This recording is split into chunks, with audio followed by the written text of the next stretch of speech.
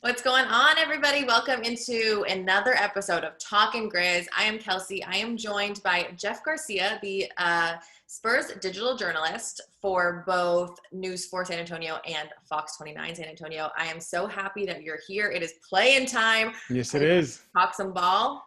Let's do it. All right, so the Grizzlies are trying to make their way back into playoffs. This is the first of two play-in games. Right. In order to do that, they haven't been there for 3 years now. On the other end, though, the Spurs are trying to get back also after snapping a 22-year consecutive playoff appearance last year. So here's the first question. In terms of that, how big of a role do you think that one, the veterans on the Spurs are, and two, kind of that past playoff experience with not only the players, but the coaches also with the Spurs going against, a team that doesn't have much of that? Yeah, it's funny you mentioned that because the veterans on San Antonio, there's only three of them. That's DeMar, Rudy Gay, and Patty. So of the three, it's Patty Mills that has the most experience as far as championship experience. He's that last link to the Spurs' glory days. So they're going to be relying on him a lot. As a matter of fact, DeJounte Murray, Lonnie Walker even pointed out, Patty Mills, ahead of tonight's game, that it's going to be all hands on deck when it comes to listening to the veterans. And I think that's exactly what this young Spurs team needs to do. As I mentioned, this is a very young Spurs squad, the youngest in Popovich's era. So, yeah, those veterans are going to be very key in that play-in game. Now, as far as experience is concerned, well, the young Spurs don't really have that much.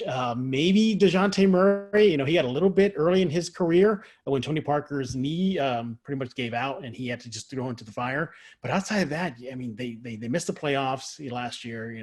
Keldon Johnson, 0 NBA experience in the postseason. Same thing for guys like Lonnie Walker. So the list goes on and on. So, yeah, this is a very young, inexperienced, I guess, playoff atmosphere for these young guys, just like your Grizzlies. Yeah, so it is going to be interesting. At least you guys have those three guys to lean on. I will say, though, one of our veteran guys is JV, who has played with DeMar DeRozan. There's some love there. But he did not play in 2 of the 3 games that the two teams matched up in the regular season. And now I know those were months ago. It was December, January, February. It was months ago. Lots has changed. But he's been on a tear offensively and defensively off of the glass since All-Star break. What threat does he pose, do you think, for this Spurs team? A huge threat. Pretty much the Spurs' big man depth is Jakob Poeltl, and that's about it. He also played with. Yeah, exactly, out in Toronto. So you look at Jakob Poeltl, one thing that Poeltl's really going to have to do is stay out of foul trouble, because after Poeltl, it's Drew Eubanks. So look, he's a tough kid, young guy, but also inexperienced as well. And that's about it. Rudy Gay sometimes plays the 5. They lost a young rookie, not a rookie, but a second-year guy, Luka Samanic, to a broken hand right before the playoffs or play-in game began. So you lose that body, another big that can throw out there. So it's really going to be all hands on deck. Now, the injury report is Trey Lyles is questionable. He's a guy that can stretch the floor if he does get some run, knock down the threes, rebound, but he really hasn't played that much in the second half of the season. So it's going to be interesting if Pop does toss him out there. Now, if one X factor in all this is the guy I just mentioned is Popovich.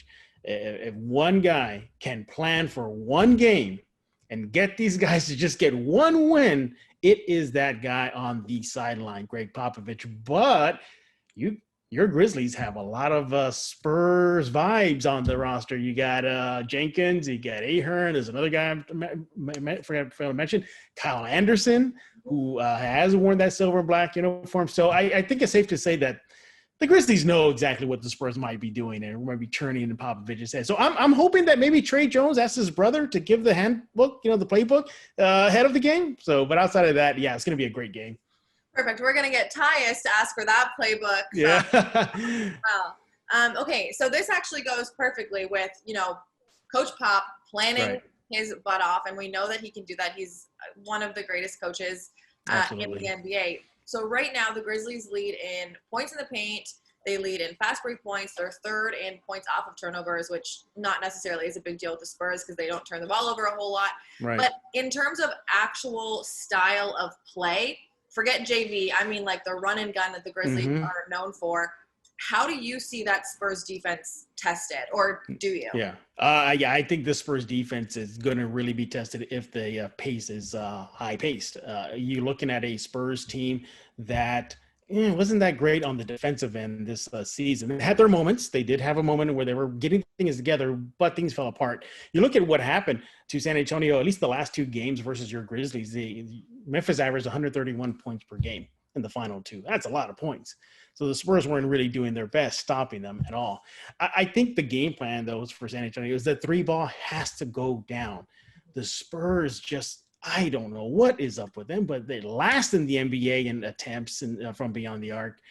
They don't take a bunch of them. But the last day I checked my math, I think 3 points are more than 2 points, but the Spurs still rely on 2 points.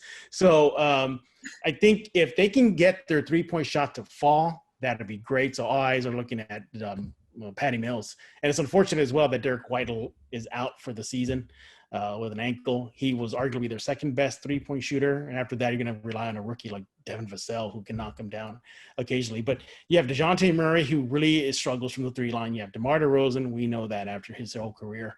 And the Spurs 3-point shot has to get going. We saw that what happens when they do make 3-point shots. Ask Milwaukee when they just destroyed them out in San Antonio, but the 3-shot was falling.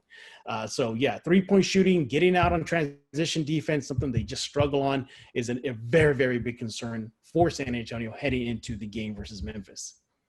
Okay, this is my very last question. I told you there was 3, but I'm throwing another one in there.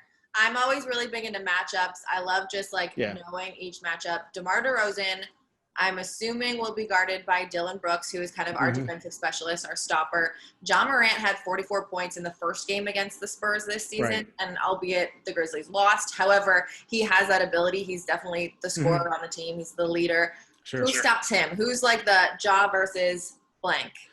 I think it's going to be Ja versus Murray. I think that's the key or the matchup that everybody's going to be looking at to see how those 2 young players meet. As a matter of fact, DeJounte Murray gave some praise to Ja Morant ahead of the game, saying he's a talented player, that he heard that his work ethic is really good. But he did say something, though. He said there's no friends when the ball goes up in the air with Ja Morant. So I think the Ja Morant, DeJounte Murray match will be good, although I do expect the Spurs to throw different looks at Ja. Keldon Johnson's going to get his time. DeMar DeRozan. But I think Murray is going to really be the one to take the task versus your man, your guy. That guy who's been a thorn in everybody's side this whole season, Ja Morant. But all in all, it's going to be a great matchup. I just hope it's just competitive. May the best team win, San Antonio. And we'll move on from there to the next game. Well, that's the thing too, Jeff. All 3 of these teams, none of them were close. None of them. Well, yeah, exactly. Yeah. The last 2 that Memphis got, it was just all Memphis. And the one that San Antonio got was all San Antonio. But interesting, though, that one win had some guy named LaMarcus Aldridge on the squad. Yeah. He's not there. So we'll see that if that is the key. But, in the last 2 matchups, Memphis made more threes than San Antonio. Memphis out-rebounded San Antonio. That's why I really think, many people say the key for San Antonio may be slowing down Ja. Well, I mean, that's obvious. But I really believe it's just that middle. I think it's Jakob Poeltl. He has to stay out of foul trouble and just man that paint as best he can, because if he goes out, then I'm afraid that Jaren Jackson Jr., Jonas, all your bigs are going to have a field day in the paint. Yeah. Jeff, this has been great. I appreciate your insight. Not a problem. So much. Not a problem. Again, I hope this is not the last time that I'm having a Talkin Grizz episode. Unfortunately, I do hope it is the last time I'm talking to you this season. But we appreciate your time so much. Absolutely. Thank you. All right. And Grizzlies fans, you can always get more on GrindCityMedia.com.